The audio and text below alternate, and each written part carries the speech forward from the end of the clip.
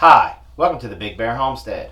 And today is part 2 in our interviewing process, Preparedness with Kids.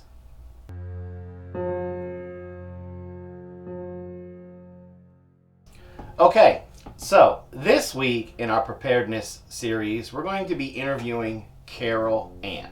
We're going to ask her the same questions that we asked Ladessa, and we're going to try to get her to elaborate maybe a little bit more than Ladessa because she is a little bit older. I can't wait to hear what she has to say.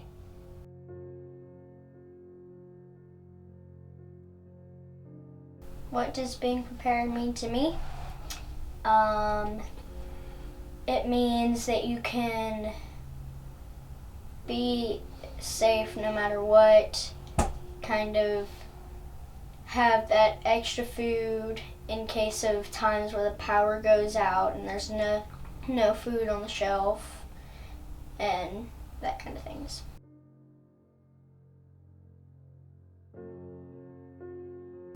When Mom and you start stocking up and preparing, it comforts me because we could always have that extra thing, like the extra blankets when the power goes out and the heater won't work and it's winter time, or the extra Kool-Aid mixes when the power goes out and the AC will stop working and it's summertime, and the other things like that.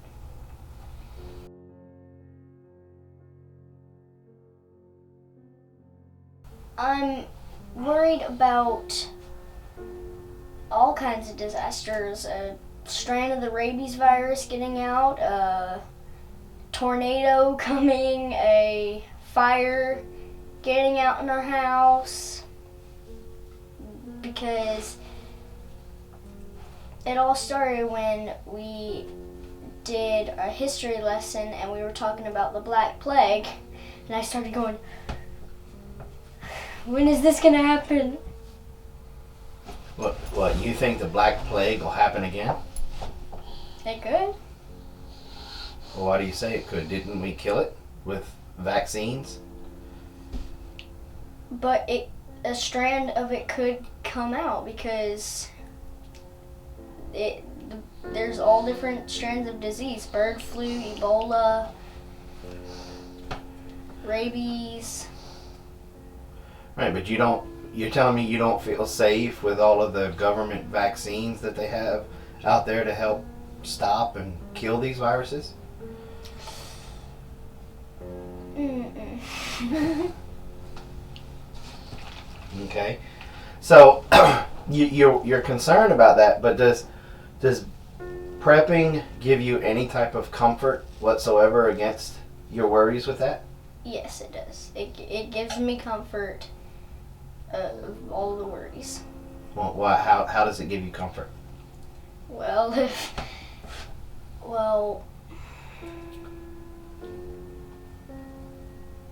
gives me comfort knowing that our house is going to be safe almost no matter what. If the planet blows up, obviously we're not going to be safe, but But what happens if there's a bird flu, or outbreak of the bird flu? Do you feel that we would be safe? well, our chickens are always on grass, so we would kind of be in the maybe zone. Okay.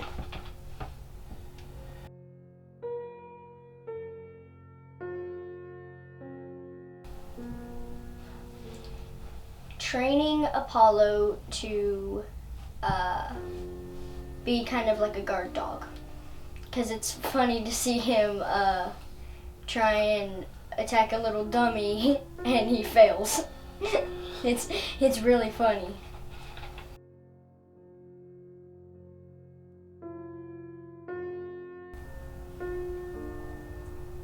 Ramen noodles, because it's easy to prepare. You only need to boil water, and you don't need like cream or this or that.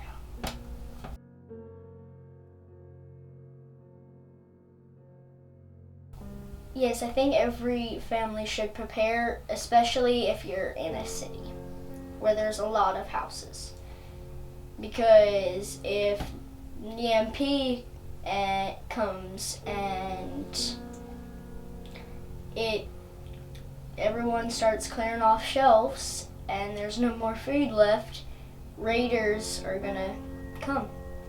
And they're just gonna be like a kid at a candy store going Halloween trick-or-treating.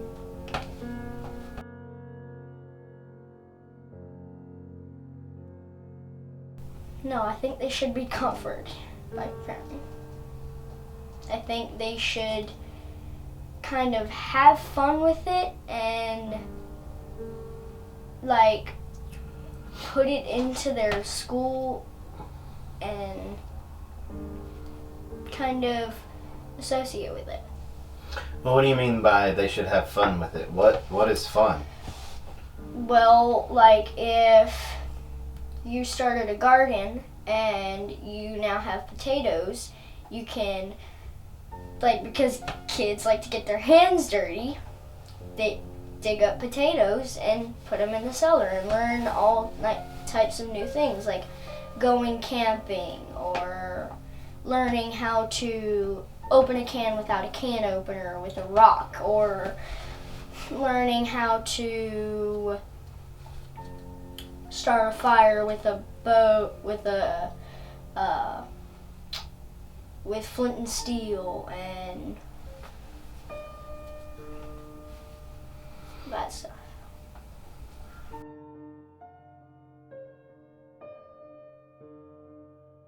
What is something a kid should do to be prepared? Kid your age. Like, the stuff that you can do would be different than the stuff that Blaze could do and stuff that Ladessa could do. Well, I like to kind of rig up my room for different scenarios. Like, if I have certain things set off to the side if a tornado comes, or I have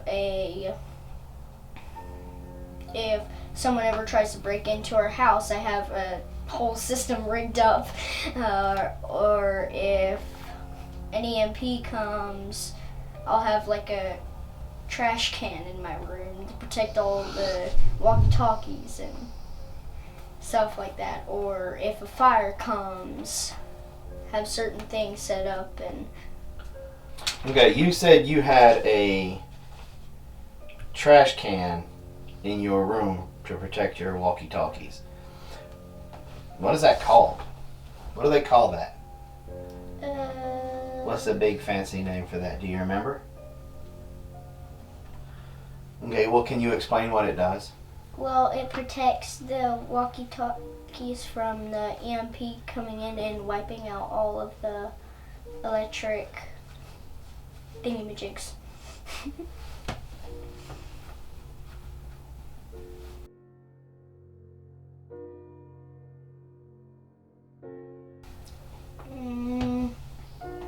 Well, I can do a fire with a flint and steel. I can build a shelter. I can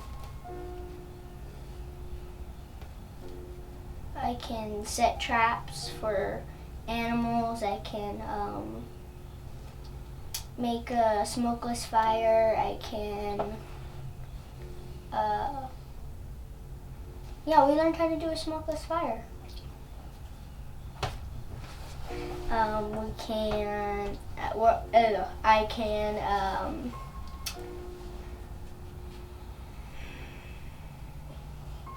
think that's it. Well, don't you know how to keep inventory of food? Yeah, I know how to rotate food. I know how to plan all types of food. What about water? I know how to preserve water. I know how to filtrate water.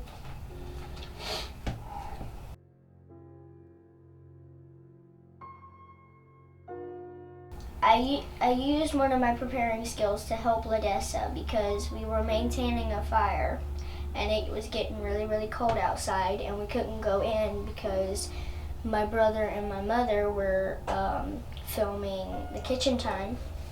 And so it started getting colder and colder and colder and colder, and Ladessa was shivering. She was whining and whining and whining.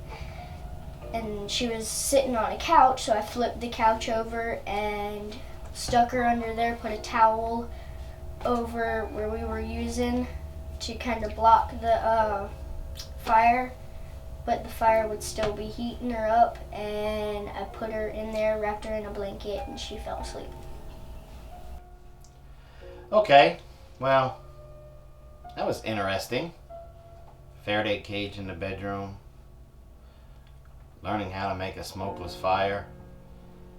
They're either doing stuff when I'm not around, or they're sneakier than I am. I always wondered what that trash can was doing in her bedroom.